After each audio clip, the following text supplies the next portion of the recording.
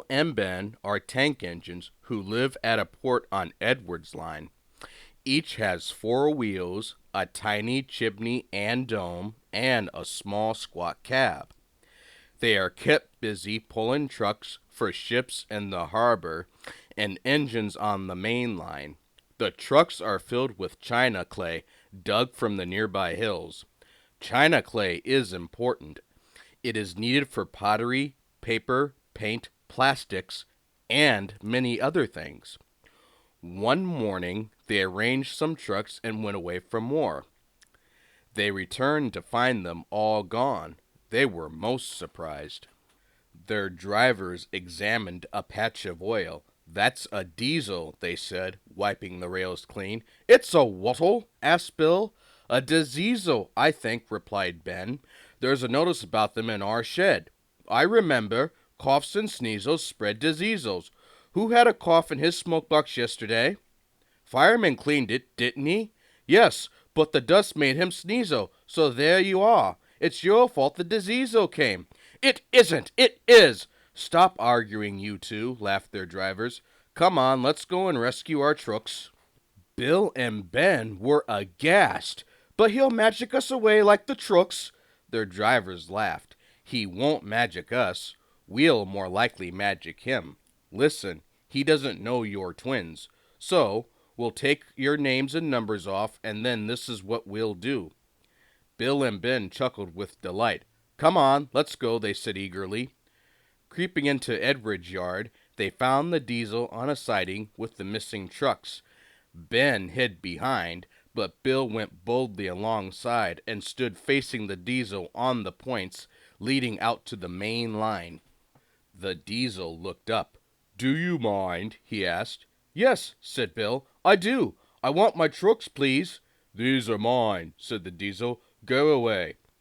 Bill pretended to be frightened. "You're a big bully," he whimpered. "You'll be sorry." He moved over the points, ran back, and hid behind the trucks on the other side. Ben now came forward. The diesel had to stop suddenly. "Truck stealer!" hissed Ben. He ran away too, and Bill took his place. This went on and on till the diesel's eyes nearly popped out. "Stop!" he begged. "You're making me giddy." The two engines gazed at him side by side. He shut his eyes. "Are there two of you?" he whispered. "Yes, we're twins." "I might have known it," he groaned. Just then Edward bustled up. "Bill and Ben, why are you playing here?" "We're not playing," protested Bill. "We're rescuing trucks," squeaked Ben. "What do you mean?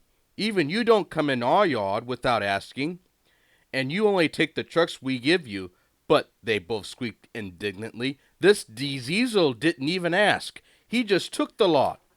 "There is no cause to be rude," said Edward severely. "This engine is a Metropolitan Vickers diesel electric Type 2. The twins were abashed. "We're sorry, Mr.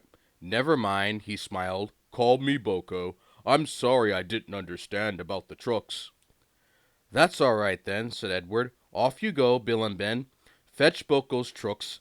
Then you can take these." The twins scampered away. Edward smiled. "There's no real harm in them," he said, "but they're maddening at times." BoCo chuckled. "Maddening," he said, "is the word."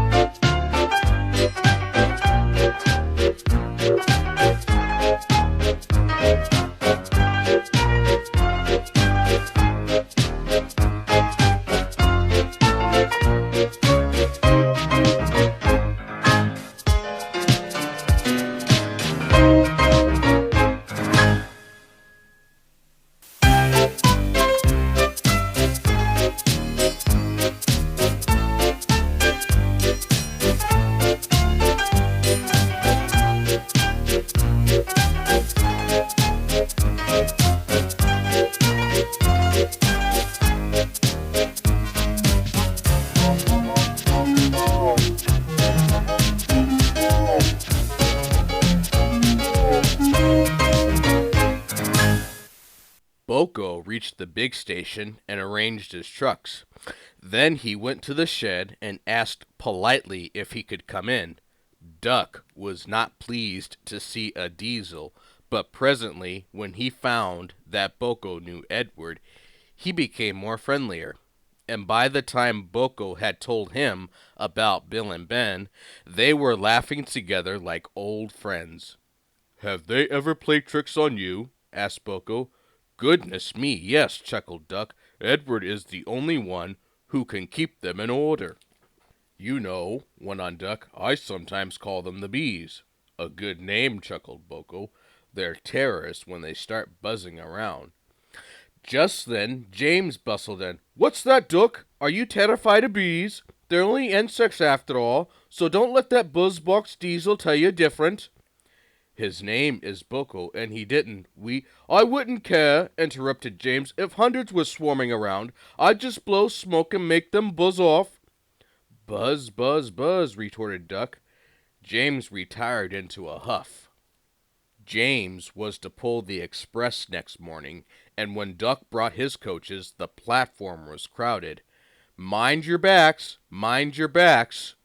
Two porters were taking a loaded trolley to the front van. Fred drove, while Bert walked behind. "Careful, Fred, careful," warned Bert. But Fred was in a hurry and didn't listen.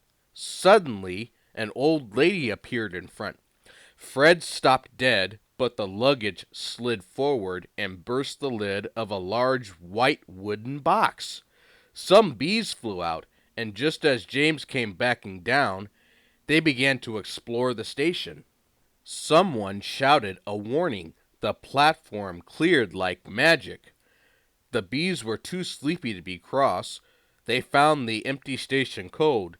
James's fireman was trying to couple the train. They buzzed round him, hopefully. They wanted him to mend their hive. Then they could go back and be warm again. But the fireman didn't understand. He thought they would sting him. He gave a yell, ran back to the cab, and crouched with his jacket over his head. The driver didn't understand either. He swatted at the bees with the shovel. The bees, disappointed, turned their attention to James. James's boiler was nice and warm. The bees swarmed round it happily. Buzz off, he hissed. He made smoke, but the wind blew it away, and the bees stayed. At last, one settled on his hot smoke box. It burnt his feet. The bee thought James had stung it on purpose. It stung James back right on the nose. "Eee!" whistled James. He had had enough. So had his driver and fireman. They started without waiting for the guard's whistle. They didn't notice till too late that they had left their train behind. In the end, it was BoCo who pulled the express. He was worried at first about leaving his trucks, but Duck promised to look after them, and so it was arranged. He managed to gain back some of the lost time, and the fat controller was pleased with him. No one seemed to notice when James came back to the shed. They were talking about a new kind of beehive on wheels. It was red. They all said, "Buzz, buzz, buzz," and laughed a lot. James thought that for big mainline engines, they were being very silly.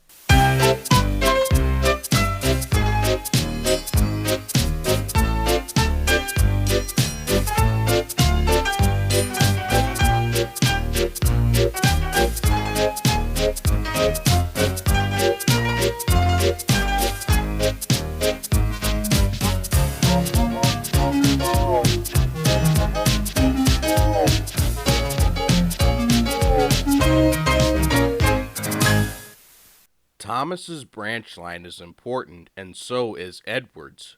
They both bring in valuable traffic, but their track and bridges are not so strong as those on the main.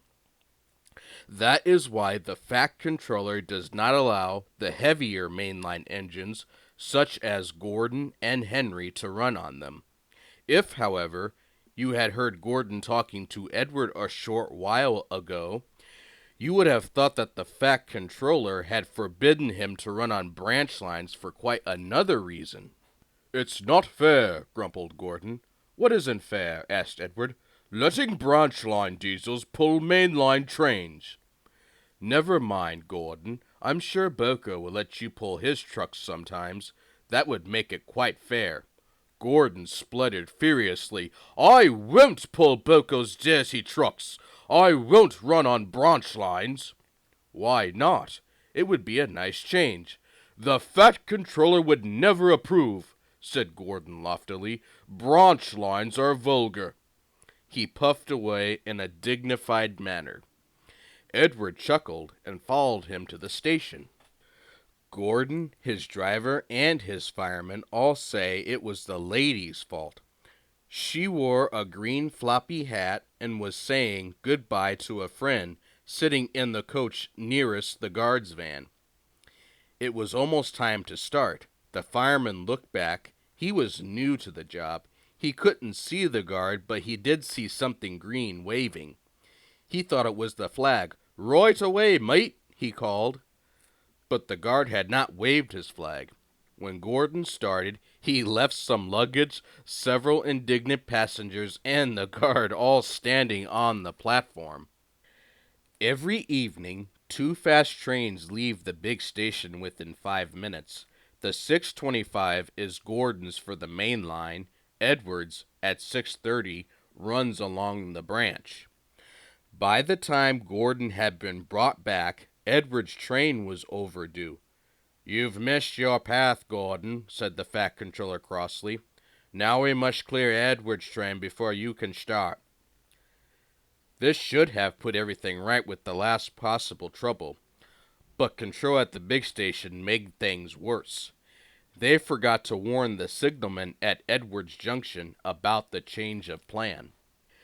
It was dark by the time the trains reached the junction, and you can guess what happened. Edward went through on the main, while Gordon was switched to the branch. It took the Fat Controller several hours to sort out the tango and pacify the passengers. In the end, Gordon was left with his fire drawn, cold, and cross on one of Edward's sidings. Bill and Ben peeped into the yard next morning. They wondered if BoCo had brought them some trucks. There were no trucks, but they didn't mind that. Teasing Gordon, they thought, would be much better fun. "What's that?" asked Bill loudly. "Shh!" whispered Ben. "It's Gordon. It looks like Gordon, but it can't be. Gordon never comes on the branch lines. He thinks them vulgar." Gordon pretended he hadn't heard them. "If it isn't Gordon," said Ben, "it's just a pile of old iron, which we better take to the scrap yard." "No, Bill, this lot's useless for scrap. We'll take it to the harbor and dump it in the sea." Gordon was alarmed. "I am Gordon! Stop! Stop!" The twins paid no attention. Gordon shut his eyes and prepared for the worst. The twins argued loudly and long. Bill favored the scrap yards, while Ben said that the cutting up in such places was something cruel. It would be kinder, he urged, to give these remains a quick end in the sea. Besides, he went on, that would make a lovely splash. Gordon could not view either prospect with any enthusiasm. Up to that time he had disapproved of diesels. They were, he considered, ugly, smelly, and noisy. But when he opened his eyes and saw BoCo coming into the yard, he thought him the most beautiful sight he had ever seen. "BoCo, my dear engine," he gasped, "save me." BoCo quickly sized up the situation and sent Bill and Ben about their business. They were cheeky at first, but BoCo threatened to take away the trucks of coal he had brought for them. That made them behave at once. Gordon thought he was wonderful. "Those little demons," he said. "How do you do it?" "Oh, well," said BoCo, "it's just a knack." Gordon thinks to this day that BoCo saved his life. But we know that the twins were only teasing, don't we?